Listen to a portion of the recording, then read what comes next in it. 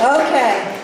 And what we'll do when it gets time for questions, if you're not audible to the speakers, we'll have cards that we will give out. So you can put up your hand, if you please, for writing down a question if it gets to the point where you figure you're not going to be heard properly. The two attorneys that I've invited to speak tonight are Matt Weidner and April Charney. They're both on the forefront of the efforts to fight illegal foreclosures and to educate people and the professions about what has really become the major factor in our economic decline that we're all experiencing. All of us are affected, no matter whether we feel we have an issue personally, because as citizens, you wind up paying more taxes in communities where there are foreclosures and where taxes aren't being paid just to keep the services going. And of course, you've lost the value in your home, as all of us have realized. And I'd like to go ahead and introduce them, our two speakers. I saw them sneak out in this direction.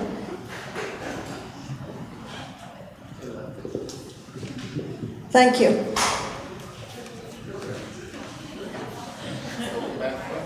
The procedure that I'm going to follow is I'll have Matt Weidner speak first, and April Charney will speak second, and then we'll have questions. If you want to come ahead and sit at the table, please. And I'll wind up passing the mic between the two of you. Okay. This is Matt Weidner. He practices law in St. Petersburg, and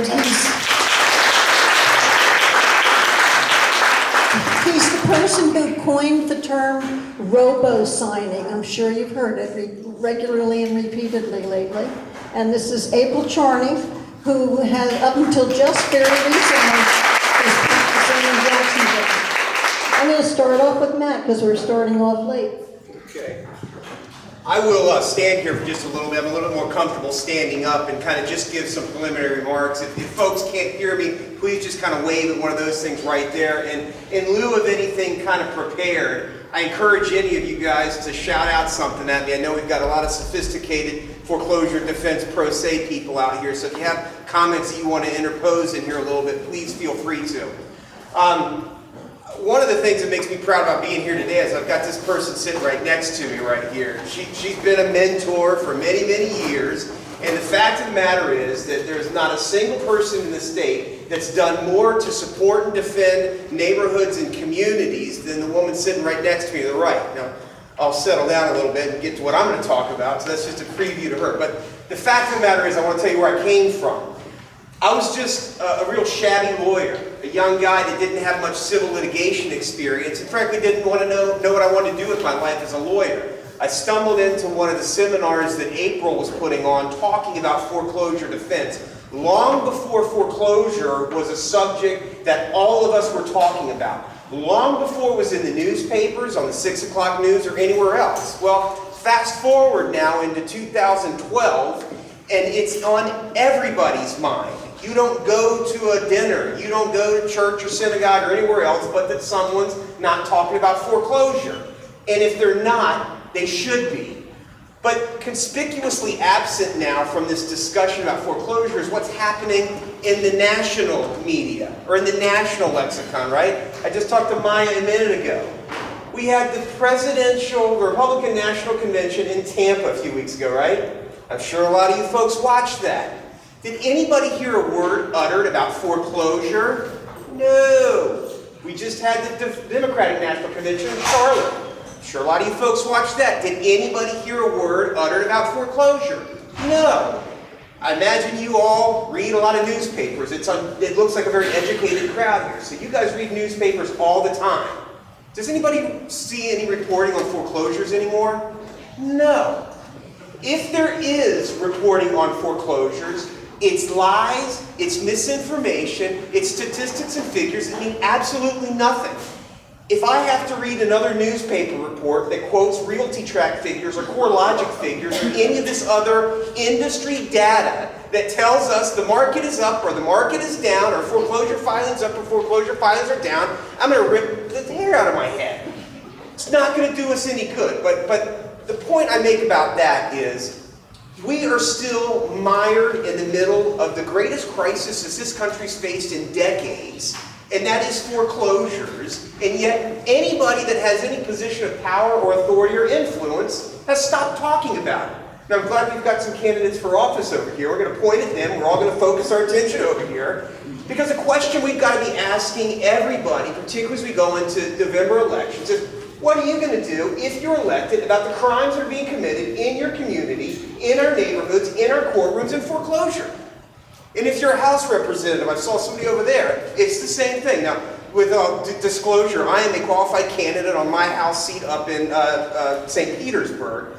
But the fact of the matter is that our elected officials have stopped talking about what's happening in foreclosure. They're just sort of ignoring it. And it's gotten worse, frankly. You know, in the years that this thing has progressed, since roughly 2008 was sort of when things started, filings have continued to go up. I don't know what the number is that are pending in Sarasota County, but it's staggering. Tens of thousands of cases. I know in Pinellas County where I am, you know, it's 30,000, 40,000 cases in Hillsborough County, and we haven't figured out a way to get through it.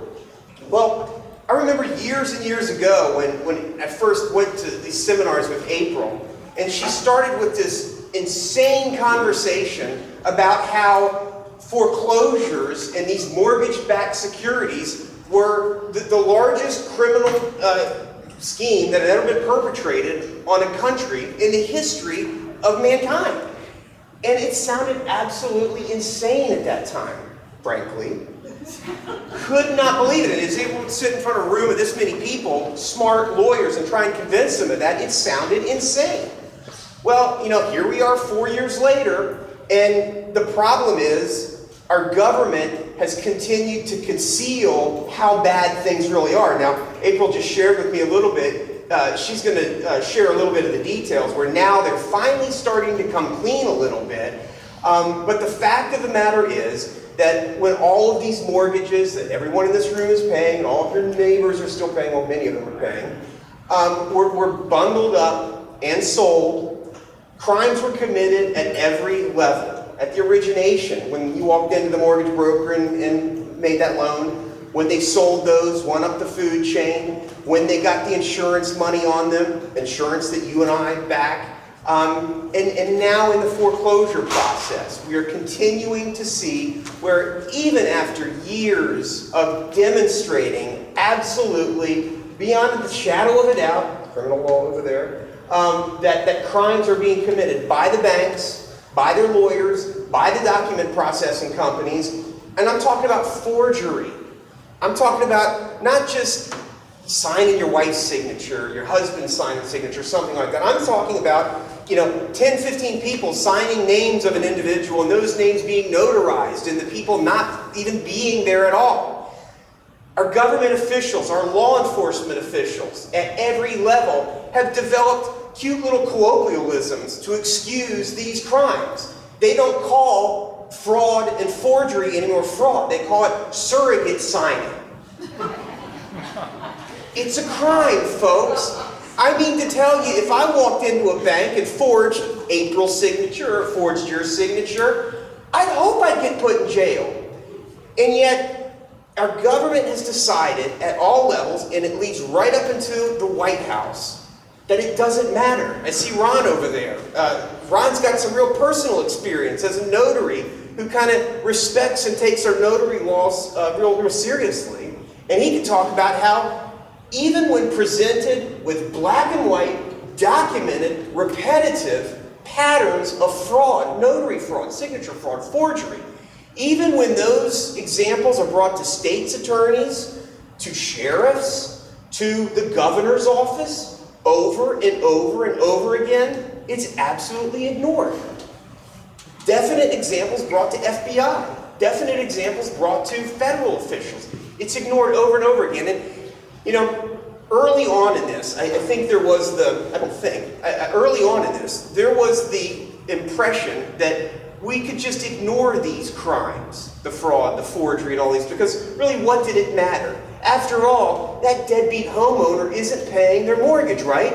So it's fine to just ignore these crimes and throw them out into the street.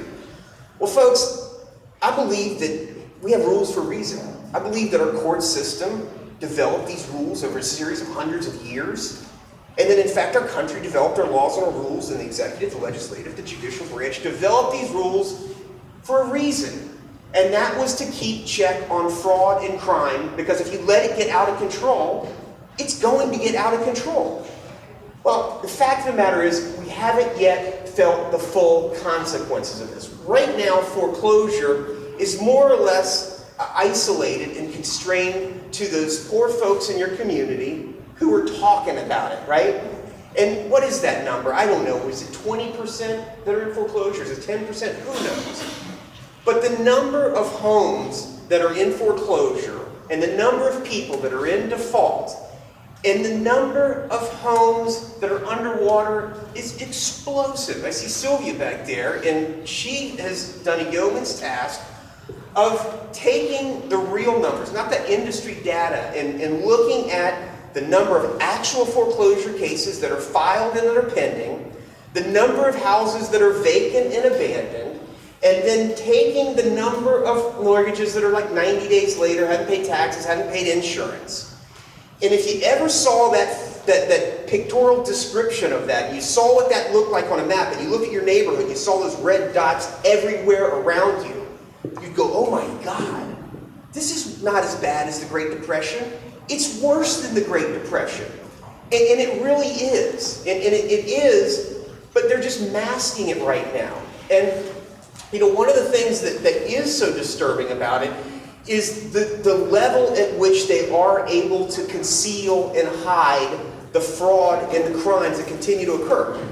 Now, you folks might have heard about the 49 state attorney general settlement, right? That was just a few months ago, and then the attorneys general from 49 states all across this country got together with the government. And understand something.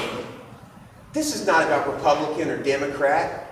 They're all in it together. The collusion between the parties is breathtaking. It's astonishing. So this 49 state attorney general settlement, which was supposed to be the time when the banks and the institutions were held accountable for the crimes that they were committing.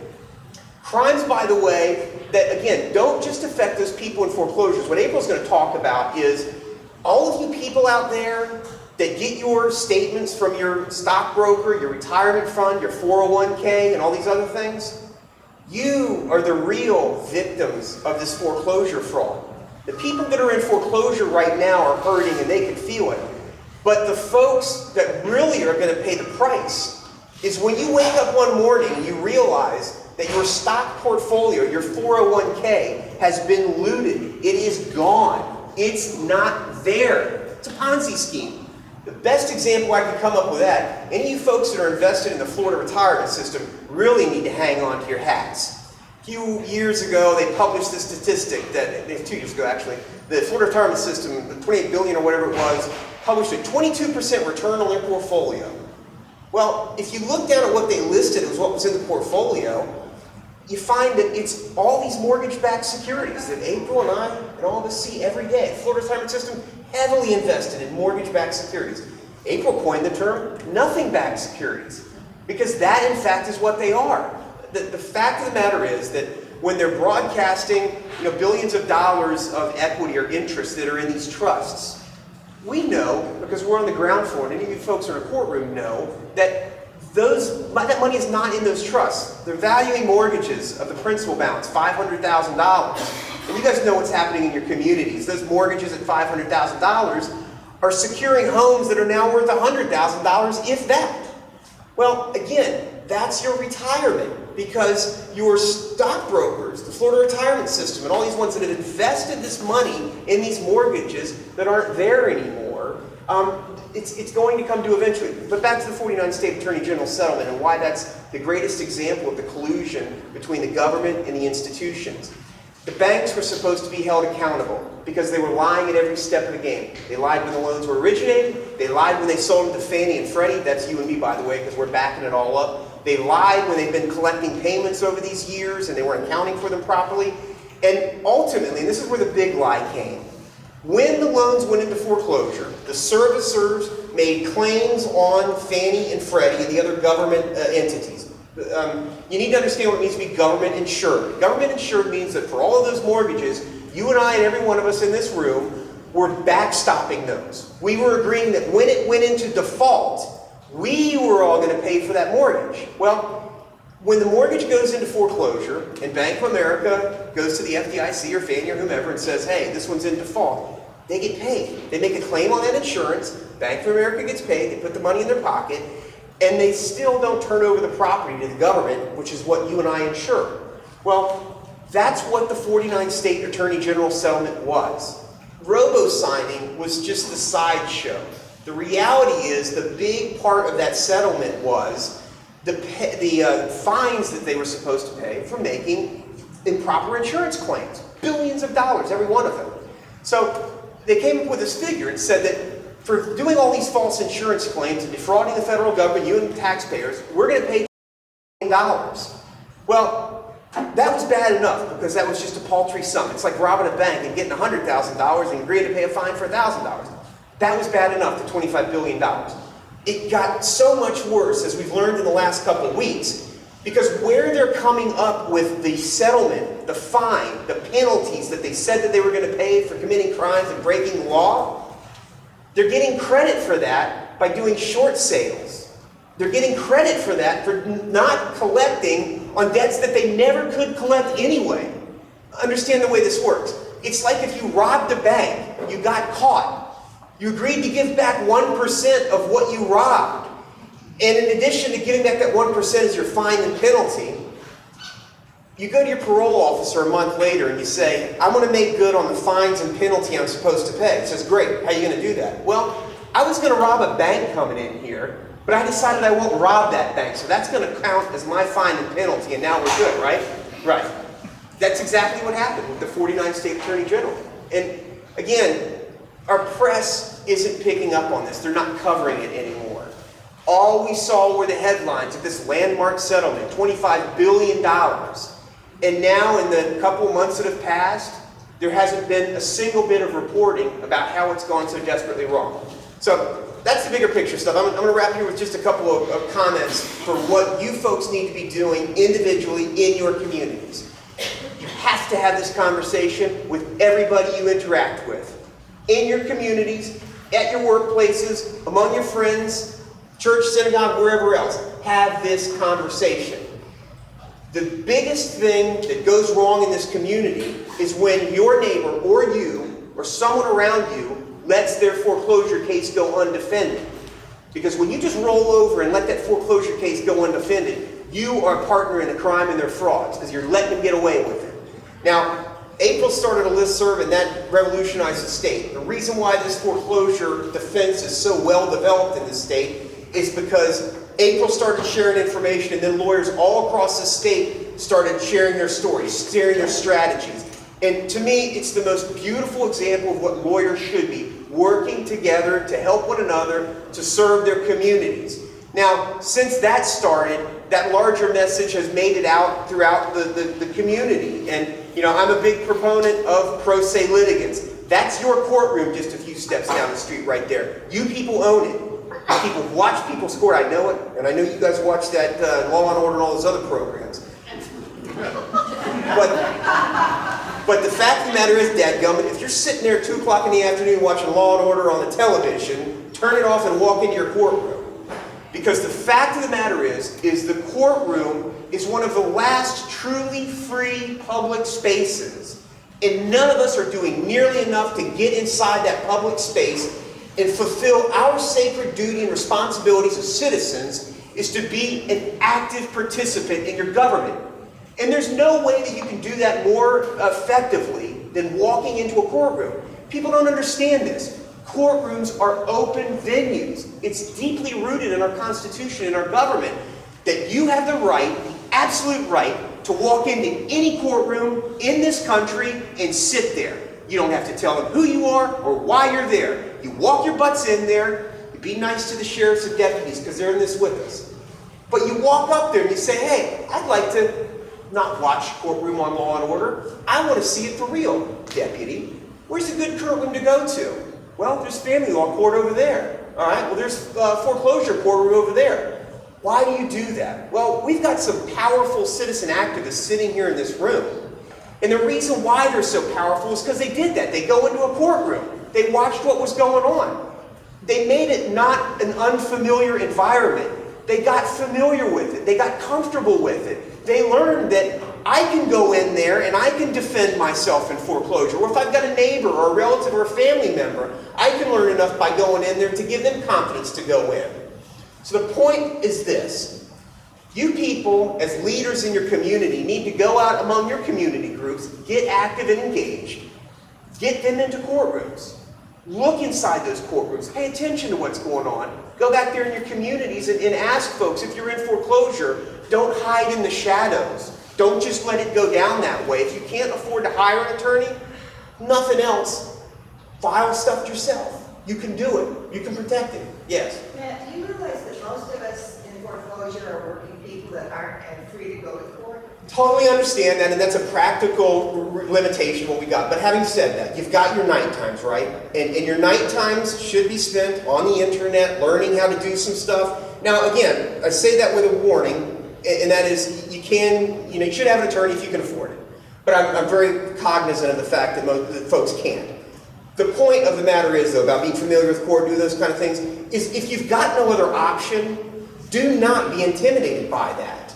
And, you're going to have to take the day off on your court days, or you can appear telephonically.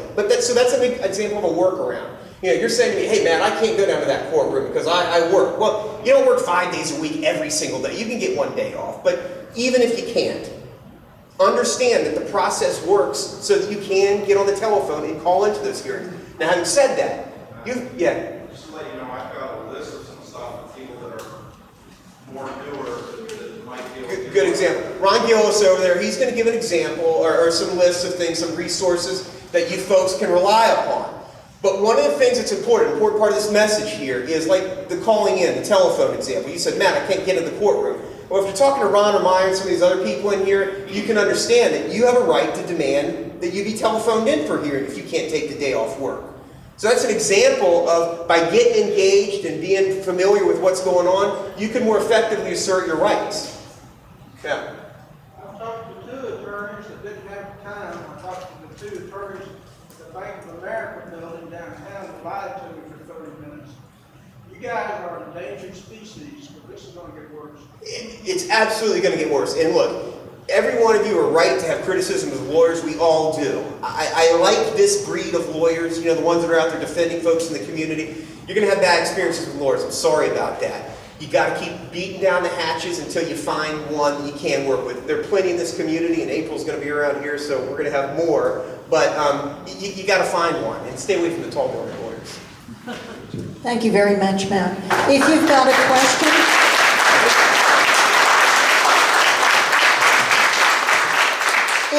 a question, please stand up and speak loudly so that everyone in the room can hear. If you cannot be heard, I've got cards that I can give out to you to write your question if necessary. Now, there are 1 or 2 members of the press who have continued to cover this, one of whom is Matt Taibbi. And I don't know how many of you read his articles. He writes with the Rolling Stone, and he's one of the few people covering this topic constantly. He happens to have been brought to Florida to see what was going on in Florida courts by none other than April Charney. And that was back in 2009, I think, which got him very interested in the topic. It almost got April in trouble with the bar. Yeah. Now, April is now a full-time resident of Sarasota County. She's just returned from Jacksonville. And I'm not going to waste any time with real solid introductions at this point because I think Matt's done a pretty good job. I'm going to come over there.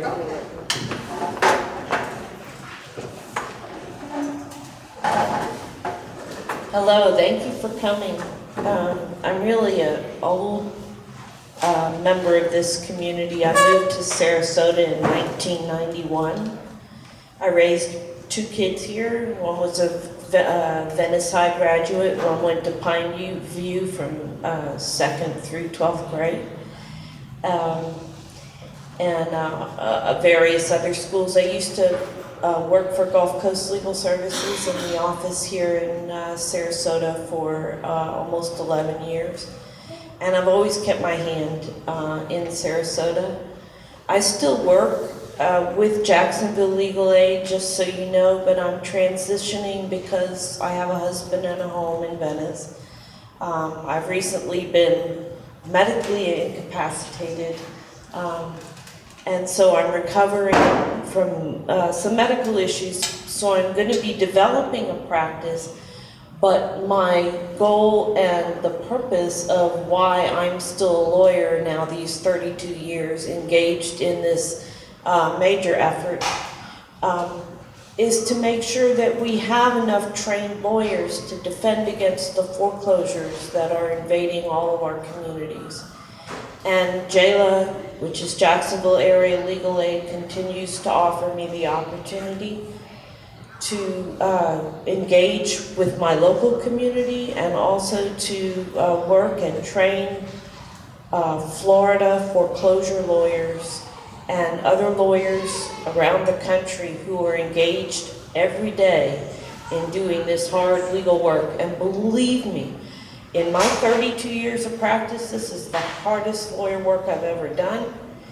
Lawyers don't go to law school to learn how to defend foreclosures. And as a trial lawyer and a litigator at heart, it takes every ounce of energy, effort, skill, legal analysis, and understanding that I could possibly muster to defend foreclosures. Now, that's a very technical part of what I do. Defend individual foreclosures, work with lawyers on the listserv and in other functions locally in the state and around the country to develop a pattern and a practice of a foreclosure defense bar. This is truly a new model of lawyering. As Matt indicated, lawyers are collaborating. We actually share our pleadings online, and we draft them back and forth, and we vet and criticize each other's work on a daily basis, and we keep up with the cases, and we're constantly reworking and weeding out the good from the bad to develop an intense foreclosure defense practice. But the underlying problem and the reason that I have dedicated so many years now to foreclosure defense and to teaching lawyers how to defend foreclosures is the same reason that you're here today. Because for many, many years, and I'll tell you how long in just a minute, I've realized that foreclosures are not a business model that will sustain our communities. And regardless of the reasons for setting up a securitization process, which means I had to learn securities law, so did Matt, so do all the other lawyers that are your garden variety lawyers who have to learn the intense, complicated world of securities law just to defend foreclosures. So this is highly complex financial litigation. But at another level, it's the domestic and global financial economic policies of our country and our communities that are at stake in this financial mess. And I say financial mess because in order to understand why foreclosures are a failed business model, you can't take residential mortgages and do debt collection through foreclosure on a systemic basis, especially when you have fraud in the origination and then fragmentation of the income stream from the origination or creation of the product. I mean, these are basic economic analysis that was just left aside in developing the model of securitization of residential mortgages. And I concentrate on that because the securitization of our residential mortgages became essentially almost 100% the model for financing residential mortgages in this country since 1998. And why do I say 1998? Because that was when our federal government, in its infinite wisdom, and it was every party, not just Democrats, not just Republicans, not just independents, not just bankers, not just the accountants, it was everybody who decided we needed to repeal the Glass-Steagall Act. And what that effectively did was make sure that we could pool residential mortgages, risky debt obligations. Homeowners, you may be a very nice neighbor, but you are sure risky when I'm looking to put you into my pension. Well, until the repeal of the Glass-Steagall Act, you couldn't pool residential mortgages and invest our pensions in them or our state funds. It just was never done, never allowed. And so the repeal of the Glass-Steagall Act allowed the pooling of residential mortgages. That was mistake number one. But I'm convinced that these were not mistakes. This was a racketeering enterprise, a criminal cartel at work. And let me run through fairly quickly how it worked. Another part of deregulation, or the repeal of the Glass-Steagall Act, was that you didn't have to have regulated loan originators. You could have loan originators that weren't obligated to the Community Reinvestment Act, weren't regulated by any federal organization like the FDIC or the OCC or the OTS or any of the regulatory agencies that we're used to being our white-collar police people. But we could have loan originators that were just subsidiaries or spin-offs of other organizations known as private capital industries. And so the ability to have non-regulated originators left open rampant fertile ground for fraud. The repeal of the Glass-Steagall Act, which allowed the pooling of residential mortgages, also required that the pool of mortgages, the actual mortgages being pooled, which is my mortgage, every mortgage basically that was financed or refinanced on a home since 1998, had to get a AAA rating by one of the 3 raters. And that was tied up in the repeal and the deregulation of the industry. In order to get the AAA rating, models were used, and I'm trying to make this as simple as, I apologize because you can just see how complicated this is.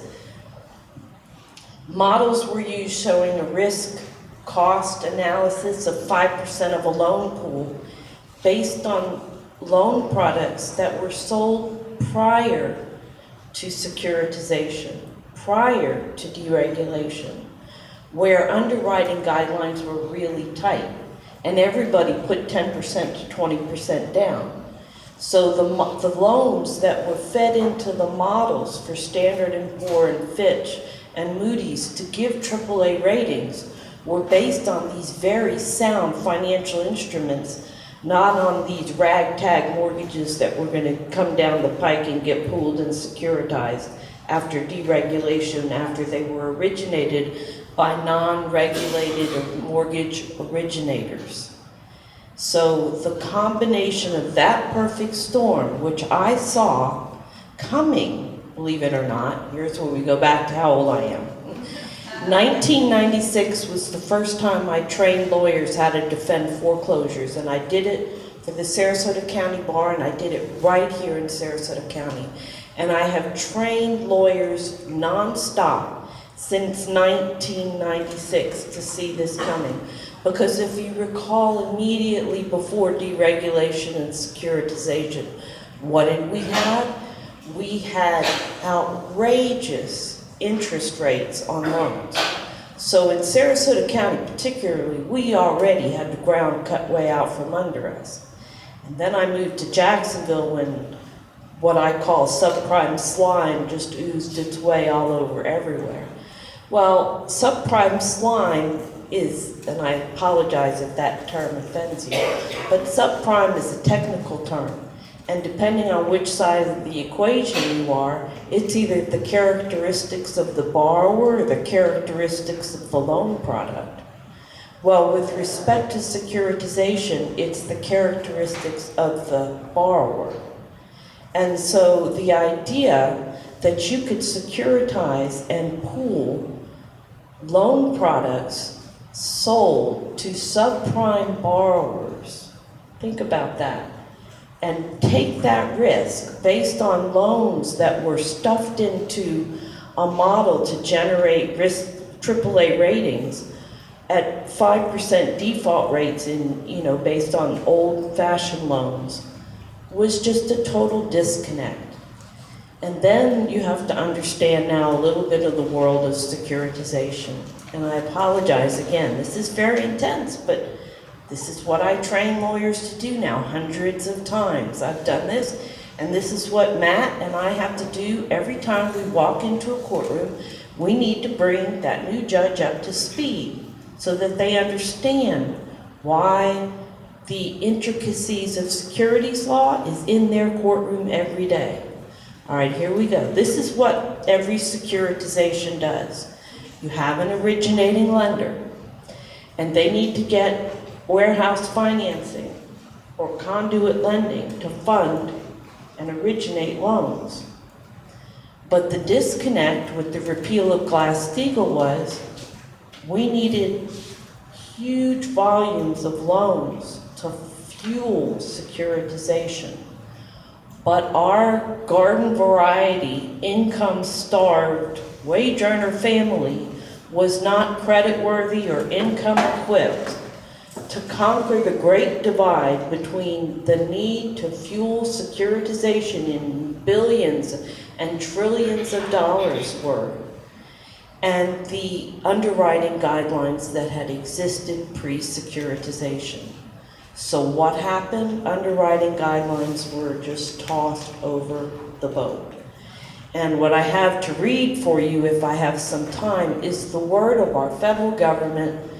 The FDIC just sued Ally Bank, which used to be GMAC. They just sued Countrywide and Bank of America and all of the major banks, the 5 major banks, in circuit court in Texas this past August 12th. And I have all 3 of the complaints here. Matt is looking at them. The FDIC is complaining factually against these banks that we are challenging your fraud under the securities law, because these are securities, because you didn't, number one, sell loans that were what I call REMIC qualified. What is REMIC?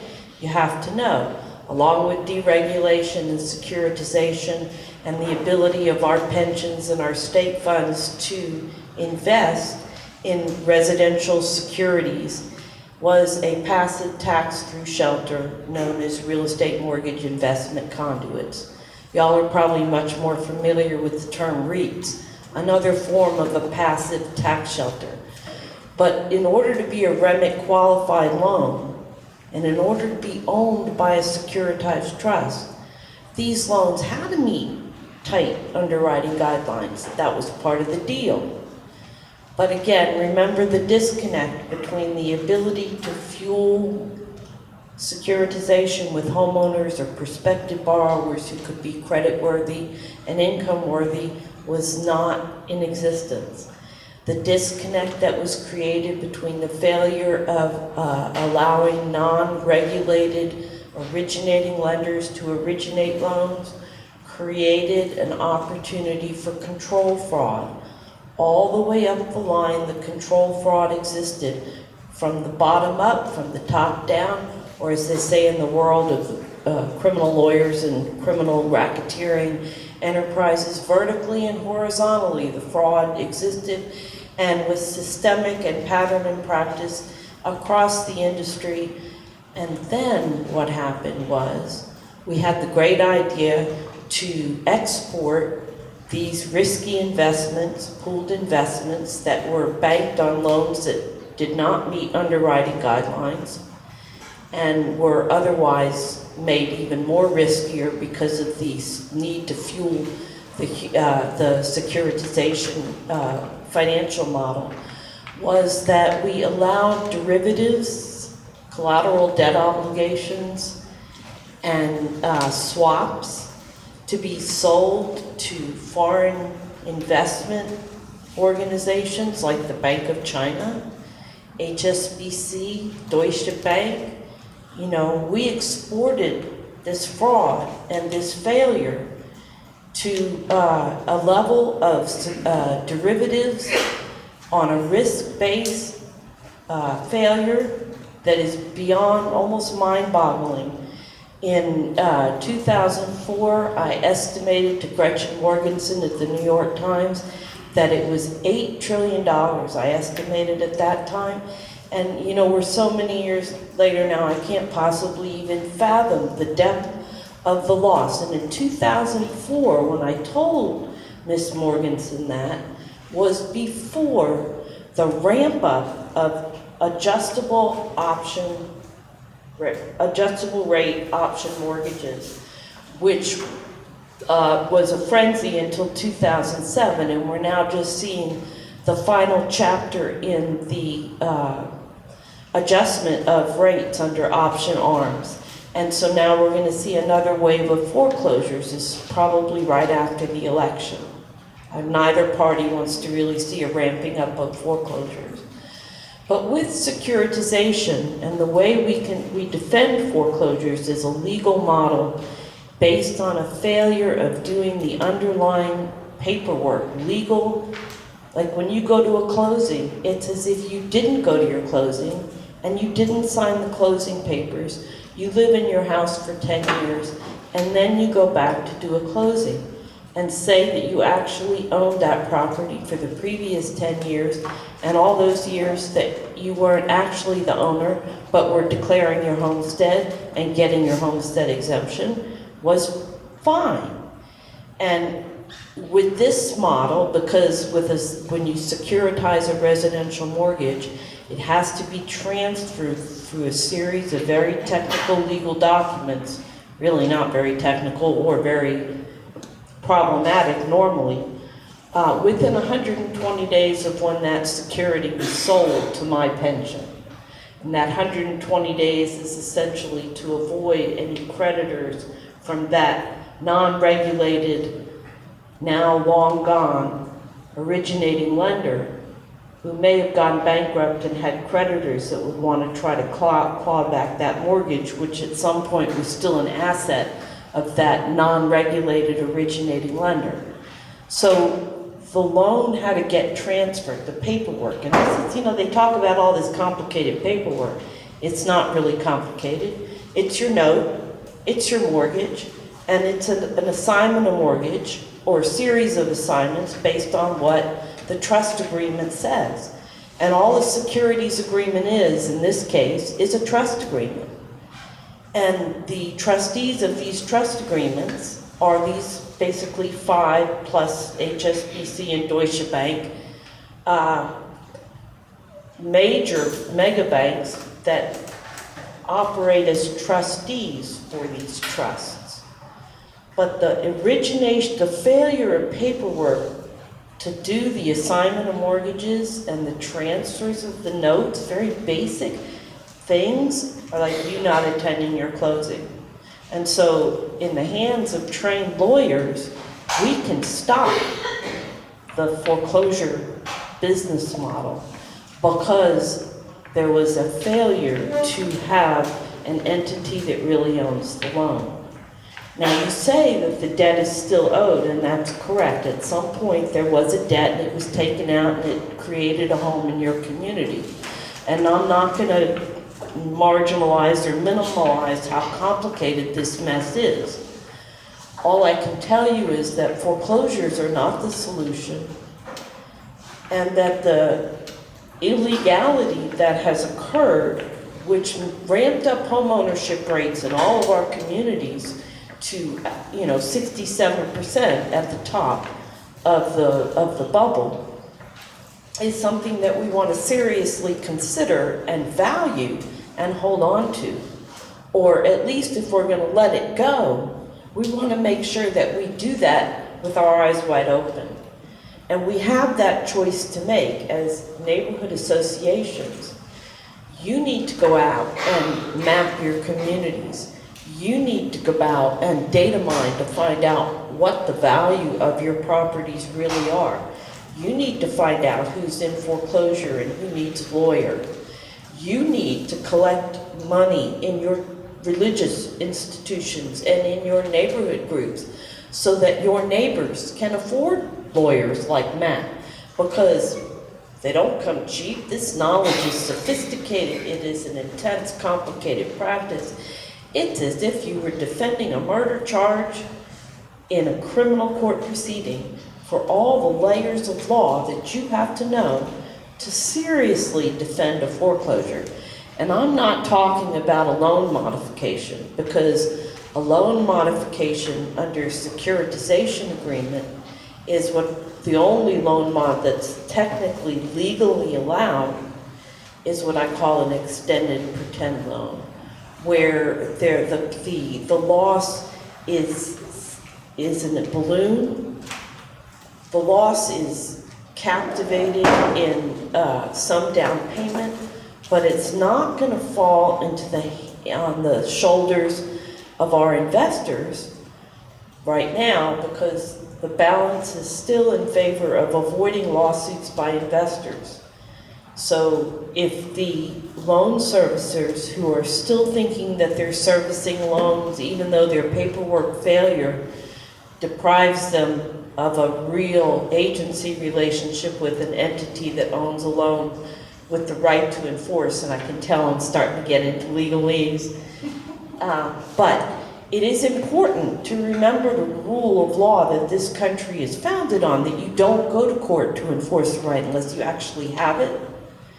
And you don't expect the court just to take you at face value because you walk in with a big bank hat on. If you fail to go to your own closing, as the banks fail to close on their own securitization paperwork, then the remedy that they seek is not in our courts throwing our homeowners out. I'm not here to say, as a trial lawyer, what that remedy is. I have some great suggestions, if you're interested in hearing them. But again, I'm only one person at the table. You all need to join me at that table. This is not just my problem as a lawyer or as a member of the community. This is everyone's problem. We are headed to the greatest depression because we are all defrauded. All our pensions, all our state funds are invested and infected by these nothing-backed securities. And lawyers like Matt and I, and there are over 500 lawyers, Florida lawyers, that are working daily on the listserv and in our courts to defend foreclosures as best as they are able, and it takes all kinds, from the lawyer that will do a loan modification or a refinance to someone like me who's building a record for appeal and looking to influence national policy and change the goal so that we're not a foreclosure-based society or a foreclosure-doomed economy, as I like to say now. But what we're all important in the process of avoiding the drain in our communities caused by this failed foreclosure business model. And whether I use the law as a technical point of action to make sure that foreclosures are off the radar, off the access point, that's my job. But also my job here is to come and do outreach to community groups, to our government agencies, to work with the AGs. I would work, and I'm sure Matt will, we work tirelessly to bring this message so that you will understand that you have to become educated, you have to data mine in your own communities, you have to network, and then you have to come up with a plan of action. And I'm there to help you, Matt's there to help you, but you can't avoid those steps. I hope I've shed a little bit of light on why this process is a mess. I've called it everything from a cluster made off. Get in trouble for that. Which it is. I mean, it makes it relevant so you can understand the depth and scope of the mess that we're in. You know, you can think of this as the Enronization of America and how we're going to stop it. Thank you very much for your time, and I'll be happy to answer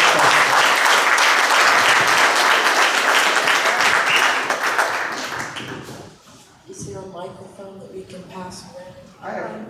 I have, Stand up, please. I have two questions, please. Is the Class C control, has that been replaced? Are we still operating without them? Did you understand the question? Yes. Your question is, can we put the Glass-Steagall Act back in place? Have we done so? Or have we made any effort to do that?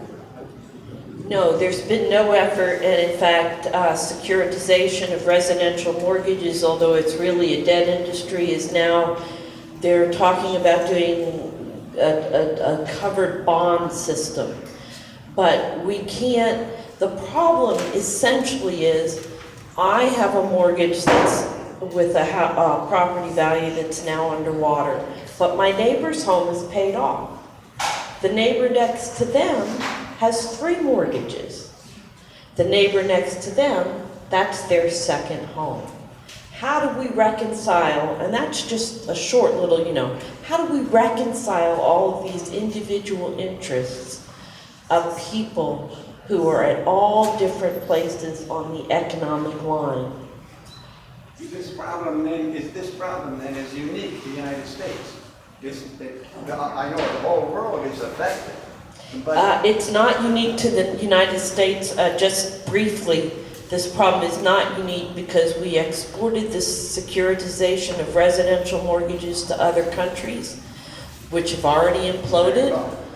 Some countries were marketed this securitization model, but the implosion happened at a point in time when they were actually saved, like Pakistan and India. But this model was in the works of being exported as a financial model to finance home ownership and production, which is a great thing, but not through this financial model based on, you know, I love your family to death, but please don't ask me to finance your mortgage and my pension. So. I have a couple of questions here. One is, can you provide a PowerPoint or share a Word file regarding foreclosure with CONA, so CONA can email it to members? Now, we are videotaping this meeting, and it's my intention to make a link available through our website that people can refer to this. Well, that's where I have to mention that I disagree with Matt. I think you need to go into court with a lawyer. And not only that, you need to go into court to defend a foreclosure with a lawyer who can show you their work in a litigated file. And if you don't have a lawyer, and you don't have a lawyer that's able to show you a litigated file, then you're going to lose. And it's strictly hard work, but there are some resources out there available to you, one of which is Matt Weidner's wonderful blog that he writes, and you can look on, he's got pleadings and all sorts of wonderful things, and there are a lot of lawyer-driven blogs. Just a minute.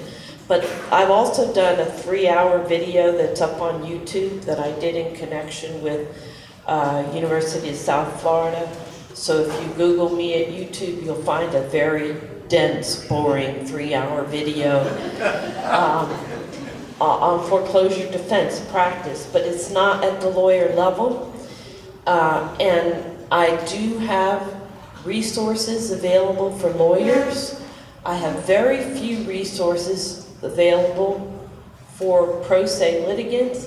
I'm still very torn between making my work product available to someone who's going to go to court and not have a clue of what's in my papers, as opposed to continuing to ramp up and train foreclosure defense lawyers. So I know that our communities are adequately protected, and so that you force the lawyers in your community to get up to speed. Yeah, this is hard work, but we no longer have the luxury of doing what I call turn and burn law.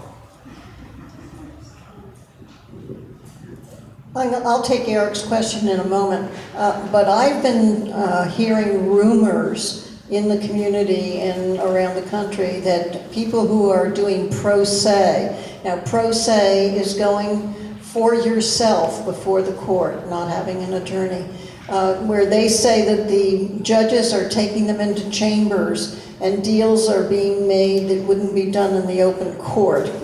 What's your opinion of that? Well, the bottom line is this. If you follow the legal and the political analysis that I've tried to present, then if you're in court and you're working a deal, you're working a deal with an entity that has no paper to show you that they own the loan. If you were breeding a $2,000 King Cavalier Cocker Spaniel, would you want to see the papers for that breed? If you were breeding the last horse that almost won the Triple Crown, wouldn't you want to see the paperwork on the mare before you agreed to pay the fee?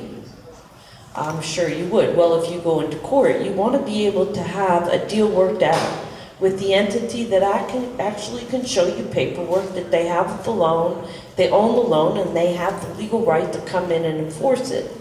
So if a court is working a deal in chambers, then they're doing extended, illegal, outsourced consumer debt collection. You've spoken a lot about all the problems that are coming up in the future regarding the foreclosures. What are some of the bulk solutions that might exist for people? If you're looking at, individual cases, we can fight individually, yes, but you're talking about a grouping of, is a short sale the right answer for a group of people? Is principal reduction the right answer? I mean, what's going to help the bulk of most of these people solve this problem? Again, and I realize that what I have described to you takes a long time to internalize, but there is no there. There's no short sale approval because there's no entity with the legal right to approve your short sale. If you're going to do a loan modification, there's no entity on the other side that's working with paperwork and check to be able to authorize a loan modification. If you understand that the REMIC requirements that are engaged in securitization restrict and limit loan modifications and access to them and the terms of them, then you know that your question is still what I call jonesing for the past. You're still looking at creating a world that you used to be able to dance in, but you can't understand the new beat yet. And the new beat is where I want to answer your question, is the rhythm that we now have to develop. The melody, if you will, that we have to create out of this criminal chaos, and that's really what it is. And it has to involve our federal government, our state governments, our unions, because of what's happening with all our pension funds. Most of the investor lawsuits involving these securitizations are brought by pension funds as investors, not just the FDIC. It has to involve entities like the Bank of China, which is securitized and funded and is bankrolling all of this debt. So, and it has to include our homeowners, it has to include our neighborhoods, our lawyers, our accountants. This is like an economic hurricane. You just said you disagreed with me a minute ago. I'm going to disagree with you right now. I've been hearing you sing that same old story for God knows how many years right now.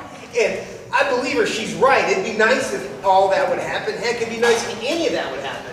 But what have we seen since you've been doing it, at least since 2008? The feds won't do anything, SEC won't do anything, FBI won't do anything, state attorney won't do anything. The investor groups file lawsuits, they settle them for cents on the dollar, and it's gone. Well, I look at it this way, Matt, and I'll leave you at this. It's a process of grief. You're diagnosed with terminal illness, The first stage is denial. It takes some people longer to go through that first stage than others, depending on your level of ignorance, your ability to assimilate knowledge, which is very limited on this score if you're not a lawyer. But you can get together as CONA or as other neighborhood organizations, and you can hold classes, because that is what you've got to do. That's the Occupy model, is to education, the part that I'm involved in. Because unless you understand this criminal fraud, this control fraud, as Professor Black, who used to be a member of the Fed, is now at the University of Missouri at Kansas City. It's a control fraud, vertically and horizontally. It's not antitrust, but it's a racketeering enterprise created out of a situation that was just a perfect storm. And with no regulation in place, deregulation taking advantage, getting rid of what regulation we did have, and the need, the desperate need of all of us, which is a very human need, to want to have shelter, to want to have a sanctuary that you go home to every night. We all participated, we all benefited, we all now have to pay the price and ramp up our education, ramp up our data knowledge, and come up with a plan of action. And if we're waiting for somebody else to do it, Matt, if anything, what your statement just showed is we're not going to get anywhere if we keep waiting. You've got to get this education now. It should be the conversation du jour at every meeting, lunch, going to church, going to synagogue, going to the doctor. When I go to my doctor, we rarely talk about what's wrong with my feet. We talk about what's going on with Goldman Sachs. I've got another question over here, Lori. It's a two-part question, and I am an activist, and I'm with Matt on being try to push something forward. How long can a bank keep a homeowner in foreclosure without any movement? And how long can a person go before they would attempt to quiet the deed? Well, just to try to give you some perspective on your question, the banks are operating as trustees and they're running trusts. Okay, so that's a totally different thing than a bank originating your loan, servicing your loan for 30 years, and then giving you a canceled note and mortgage. Totally different world. The second thing is that all I can tell you is based on my own experience. When I practiced in Sarasota, the longest foreclosure defense I had was 12 years. When I left Jacksonville Legal Aid, I left with quite a few ongoing cases. Some of them were 9 years old and they're still actively in foreclosure, and many times the only result that is acceptable to me, because I know that these loans have no owners with the right to legally enforce the debt, is to give a release and a satisfaction of mortgage. If they have the original note, I want it back, I want it marked canceled, I want to get paid as a lawyer for the privilege of doing business with them, but I still have a defect in my title. And whether you're in foreclosure now, if you financed or refinanced a home loan since 1998, you've got a break in your title. And you need to find a lawyer just to do a title check, like checking your teeth for cavities. You need to take your loan in and all your paperwork and get it from wherever source you can and go get a loan wellness check and look for that break in your title. Well, it's easy to find. April, there's one thing, and I encounter this all the time. This is a hotbed for fraud and manipulation down here in the Sarasota area. I get people all the time calling me with this securitization audit stuff. People talking about admiralty law and copyright law and all of this stuff you might find on the internet. And I get people from down here in this area all the time. You got to be really, really careful of that, because there's a lot of snake oil salesmen out there and they're preying on people in this area. Don't any of you pay a dime to anybody on the internet or anywhere else until you walk into their office. And that office better be one that's been there for a while. And it better be a lawyer that's got a bar card that you can check, and you can check their credentials. Because if I see another person from down here that gets hoodwinked and suckered with some securitization on it they paid $1,000 for, or some admiralty law nonsense, that could very well get you into trouble by having somebody convince you should file some release of trust or whatever garbage they've sold you, then I'm going to... A good question to ask a lawyer that you're looking to hire is ask them whether they are PSA literate. If they don't even understand what you're referring to, walk out of that lawyer's office. What a PSA is, a pooling and servicing agreement. And if they don't know what's in Article 1, Article 2, Article 3, Article 4, up through 12 of that PSA, which is just a 700-page document, folks. It's not, you know, reading the Exodus chapters 1 through whatever. It's the same contract over and over. It's just changing the names and the dates, but these are basically contracts that run trusts, and the banks are no more than outsourced vendors that are managing these trusts, and they're managing them for our pensions. So whether you're in foreclosure, whether you're the neighbor next door, whether you're the school that can't afford to hire teachers, or the EMS service that can't get to your home anymore within the 23-minute grace period for a heart attack because they don't have the money to fund enough EMS officers. We're all in this together. Okay, and your question? Okay, April, I'm so glad you're back in Sarasota. My question, Not yet, I'm working on it. you need help, Paul. My question is, I understand that now we have to track the security as opposed to the mortgage and the real estate transfers. Is there a way that you can track who your mortgage was sold from? Not just a title transfer, but who your mortgage was bundled up and sold to in a certificate of something to Merrill Lynch and then got sold to the next LaSalle Bank. You mean who it was supposed to be sold to? Right, who it was supposedly sold to. Can you find that out? And what was the price that this bundle of 100 mortgages in the certificate or whatever, the value of it? The bottom line answer to your question, and there's a whole lot of 3 hours of law behind it, but the bottom line answer is no, because the list of loans that is supposed to be part of the REMIC list that's filed with every securitization agreement is only represented by certain data points that you can't compare loan to loan. So that a loan may be on 3 different schedules of loans for 3 different trusts, and each trust would be completely blind that there were 2 other owners out there claiming a right to the income stream.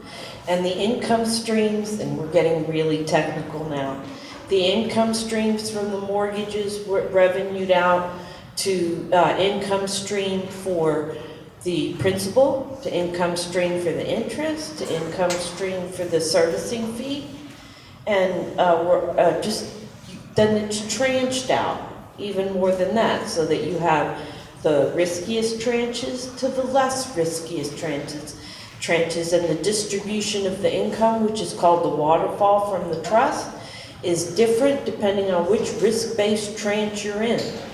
And the servicers generate servicing fees. They also buy into the lower, higher risk-based tranches of the securitization. The waterfall distribution from a loan mod, for instance, changes so that the servicer is incentivized to not do a loan mod because their income stream under their tranche in that particular securitization dries up. Gone over everybody's head, I can tell. Yes, sir. Yes.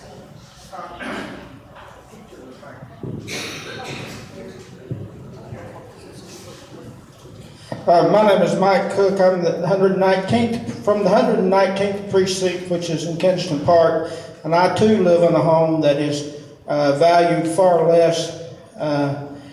more than what I could ever hope to get for it, and I pay taxes on that higher value as well.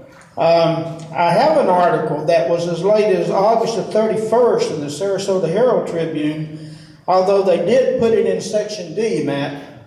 This question's for you.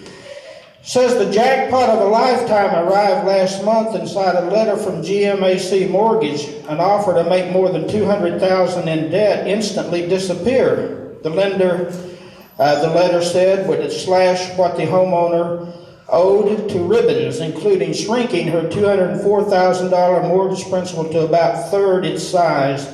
Far from a hoax, the letter was one of thousands sent to homeowners across the country. The offers, free and unsolicited, proved nearly impossible to resist. When they first came across, I thought they were certainly a scam, said St. Petersburg foreclosure attorney Matt Weidner. The next thing I thought was, where's mine? Can you go into elaborate a bit on that? Yeah, Okay. that is exactly what I was talking about, the 49 state attorney general settlement. And this is the deal where I started getting clients calling me saying, I got a 75% principal reduction. And anybody that got that letter said, hallelujah. In fact, the first ones that came across, it was from my mortgage company. I said, where's mine? But they're not going to send me one. Here's the truth of the matter. For every one of those letters that comes across to that lucky homeowner that hit the lottery that got a principal reduction, there's a pensioner, there's a cop that's relying on that retirement income who just got his investment whacked by 75%. How would you like that? You got $100,000 invested in Bank of America and you get a letter come across that says you don't have $100,000, you got $25,000 left in Bank of America. But what has happened is the federal government has conspired with the banks and institutions to stick their hand in the pocket of investors and trusts and take that money out of there. Those letters that came across are a direct result of the 49 state attorney general settlement. We have to understand that every letter that goes out like that is being stolen from the investors, from retirees, from your pension, all across this country. That's just the facts. I'd like to see if people are in agreement to extend the meeting a little bit longer. If you have additional questions. If you must leave, go ahead and leave, but it looks like people are ready to stay here. I just want to add to what Matt said, and then I'll address your question with a couple of things. First of all, the Attorney General settlement does not apply to securitized loans. So 98% of all loans are out of the loop for one of those win the lottery letters. Those are wholly owned loans by bank. And you're not going to get one of those letters if you were in a loan product that was securitized. Just another second. The reason that we can swoop in and suck out all that value in the loan, and when you think about it, you're sucking out the equity of your neighbor's home, because if you're going to reduce the value of the mortgage, you're also reducing the fair market value of the property and your tax base and everything else. But I just want to read you one thing that is a headline from one of the statements of fact in the FDIC lawsuit against, this one's against JP Morgan and in their capacity in dealing with these securitized trusts. And it says that the statements by JP Morgan and Countrywide and Ally Bank and all of these banks, because it's the same exact complaint in essence filed against all of these different entities by the FDIC. And what they say in paragraph 49, you can check it out yourself because it's pretty much online, is that the statements made by these banks about compliance with the United States appraisers, property appraisers, principal guidelines were untrue because the appraisals of a large number of properties that secured the mortgage loans were biased upward. That's their term for hyperinflation of appraised values. And again, we can go back into the disconnect between the non-regulated originating lenders who scoop their fees off the front end before claiming to securitize these loans. And one other thing, just why this paperwork didn't exist and why we have robo-signing. If the loans didn't meet REMIC grade, then you didn't want to put them through on a schedule of loans or have more eyes look at them or create a conveyor processing belt for large volume legal documentation. And there was no funding that was put toward the creation of these documents that we rely on to stop foreclosures in court. And the robo-signing was the effort to create that marriage license or those closing documents for all those years that you claimed that marital deduction when you really weren't entitled to it. And the question over here. No. If we can let Maya go first, please. Yeah, I'm sorry, she's been waiting a long time. It's more like to tell people there is a group in Sarasota meeting every fourth Saturday of the month. I have at the Weidner Fire Station.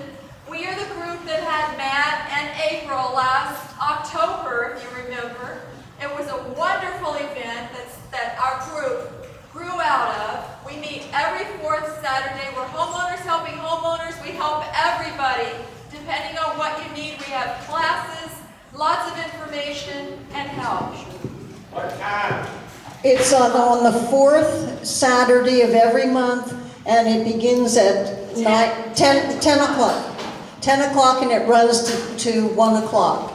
Do you know where Weidner Fire Station is? No. It's where CCNA meets. 2070 Weidner. And we have 1 block east of 41. sheets here. Sheets Right. here for everybody. Yeah. Thank you. Okay, right there. Oh, okay. I just needed, I don't talk loud. Okay. We're pro se. We fought for 18 months against Shapiro and Fishman. By the time we were done, they asked Judge Demers to allow them to withdraw their case and remove their documents from the courthouse. A year ago. They did that a year ago in February. A year later, they started it all over again without the fraudulent assignment. And my question is, because I was angry enough to do this the first time, and Providence led me to Lynn Zmoniak, who provided me with an affidavit showing that the assignment was fraudulent. Which isn't admissible and wasn't why your case got dismissed. No, it wasn't admissible because we never got to trial, but we recorded all of our stuff. We did a forensic loan analysis and... Worthless. Here's what you gotta understand. Wait! Okay. Okay, here's what you all gotta understand. What happened over the last couple of years and why cases got dismissed and why people are still living in houses right now is not because of good legal work that lawyers did or pro se people. It's because the banks were so screwed up. And you just gotta understand that what's happening now is they're reloading their cannons. They're moving forward with a fury and passion. She's got a new question. I have a question. Okay. You said we need to get together and teach each other what we know. And I mean to tell you, like they said, you're pro se, you want to fight a big Shapiro and Fishman and every other lawyer they want to stick on the telephonic thing while you stand up there in front of Judge Demers by yourself and answer what they're going to say to you out of that little speaker. And they think they know your next words and we think they know their next words. And it's a shaking in your boots and then more weeks of study and stuff like that. But I was angry enough the first time to call the newspaper to say, hey, I just want you to know what's going on. There's fraudulent documents. I know there's fraudulent. There's Margaret Dalton. There's Tracy Brown. There's people. I think that the bank withdrew when I told them to please give us access to the signatories on the assignment of mortgage that were signed up in Duval County for some reason, even though the loan originated here in Pinellas County. Because I want to go depose not only Margaret Dalton and Tracy Brown, but Florina Munoz, who notarized that document, and Isad Kavka, who gave us some testimony about some personal business knowledge of U.S. Bank when he works for Chase. I don't know what ever stopped them or what made them quit. But I wanted to tell the newspaper then, and then all I said was, but you know, I really wouldn't want you to mention our name because it probably wouldn't help us. It would probably hurt our case. But now they're doing it again. And because of the fraudulent document and the second time around they didn't attach the assignment, which was fraudulent, and it was 3 years late because it should have been done back when my husband wasn't my loan, he originated the loan. But I kind of don't mind. I kind of so sick of it, I would just want to show the newspaper, here's my fraudulent document, there's the robo-signers. Here's where there should have been an assignment of mortgage during the securitization that went from the depositor to the this guy, to the that guy, to the trustee, and I've asked them to show me that, and they won't. What is my question is, what's the downside? Because I'm so angry, I want to do it now, but I don't want to ruin myself. I don't want to tell too much that it hurts us. That's all.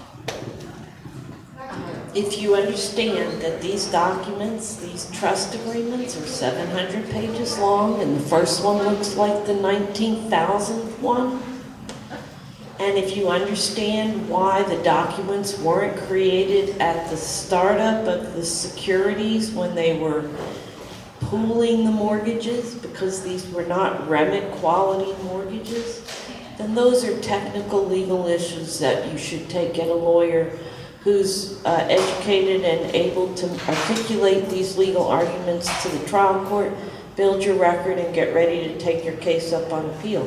If this is your home, it's the most important and biggest asset you're probably going to own in your lifetime. Treat it with the respect that it deserves. Get a lawyer who's educated and trained to make these legal arguments. But think about this, folks. Defending on the basis of the failure of legal paperwork doesn't get us anywhere as a country. We've got 3 more questions. This lady here in red, then Bill, and then there was another one over here, or here. Okay, and your question? Yeah, with regard to what you discussed, both of you, the security. Can you come over here so you can ask?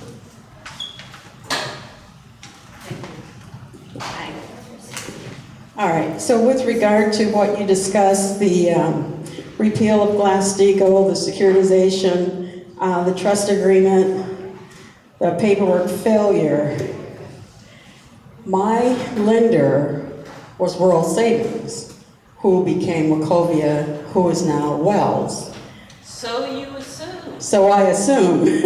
Wrong assumption. Okay, so how does one deal with that? Wrong Because assumption. they're saying that they have, they were given this property in their most recent document to me. Okay.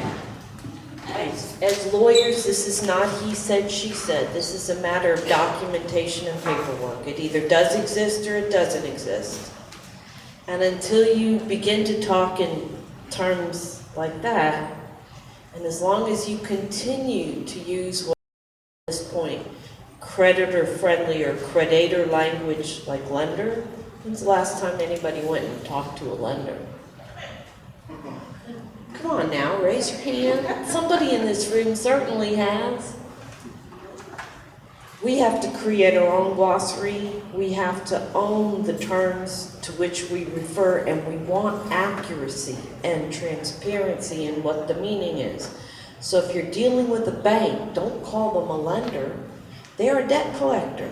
They're running a trust for our pension.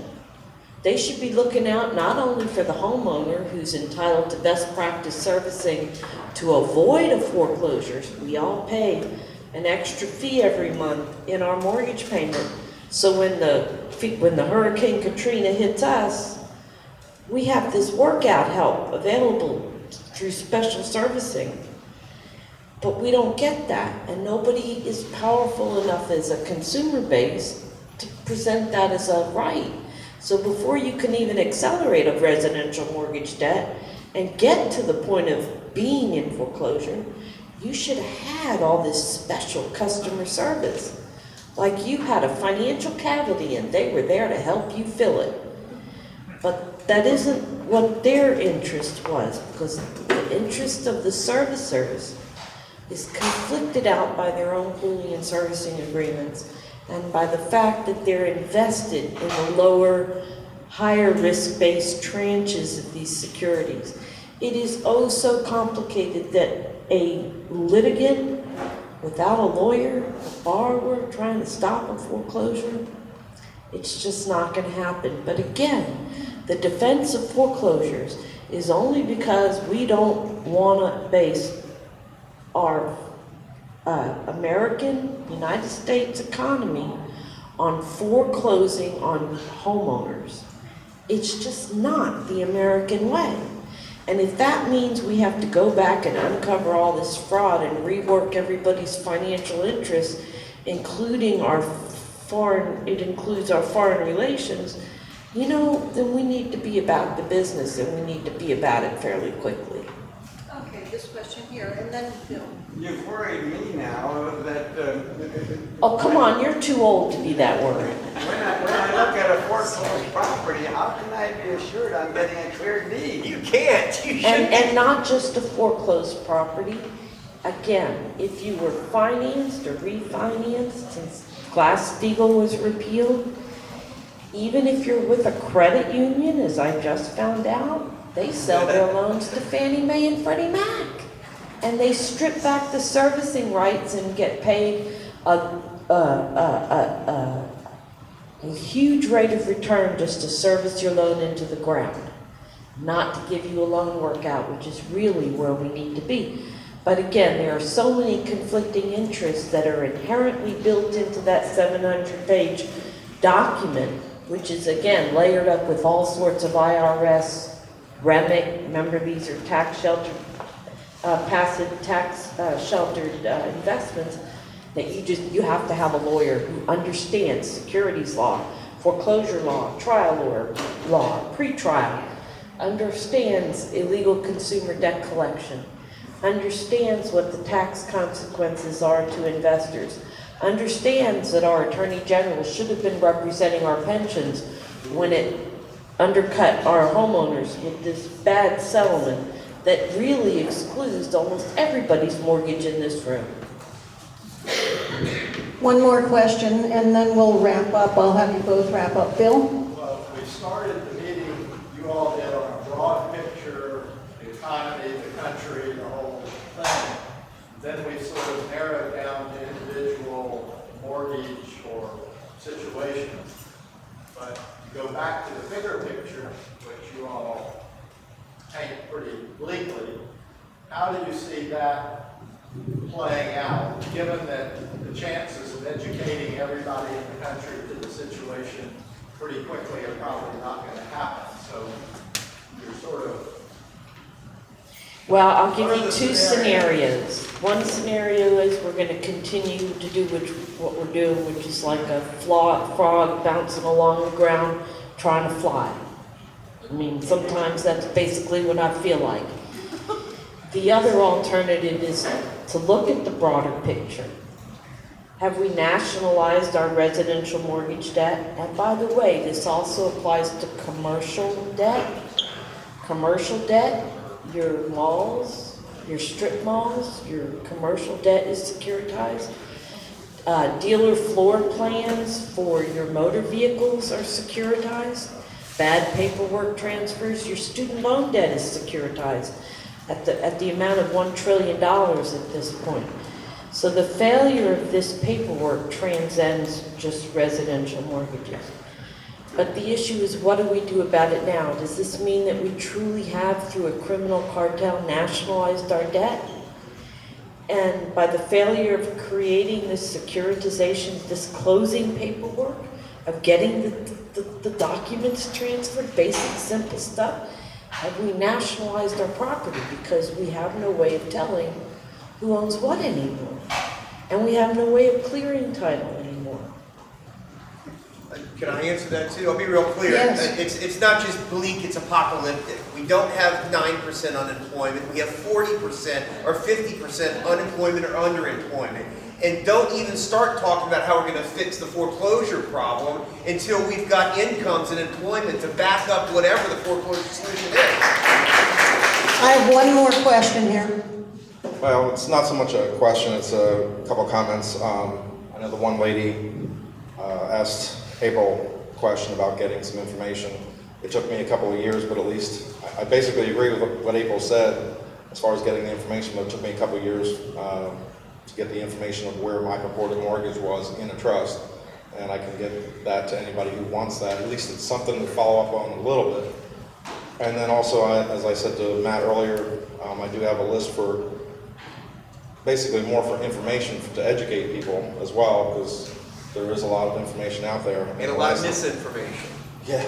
And if you're telling somebody that their loan's in a particular trust, I want No, people to run away from you. It came from the Federal Reserve. You know, and I know, Nobody has accurate data. I agree. I said I agreed with you, basically, but that came from the Federal Reserve. The hardest hit program is also another thing that people can utilize. It's a temporary thing. It's not a permanent solution, but it's something to help give some people some time to educate themselves and take whatever route they're going to do. The hardest hit is run by the state. Basically it's a temporary money solution on a short-term basis. Thank you. Now, that's the end of the questions. And remember that we're going to put a link to the video here.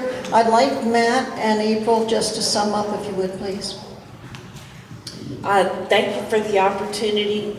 This is like the first class. If you're really serious about this, to help out you, your neighbor, your community, the community next door, your kids, if you want a future of home ownership for this country, then we need to have many, many more classes. And you need to bring lawyers with you next time. You need to find a lawyer in your community and bring them, take their hand and bring them to class. Thank you.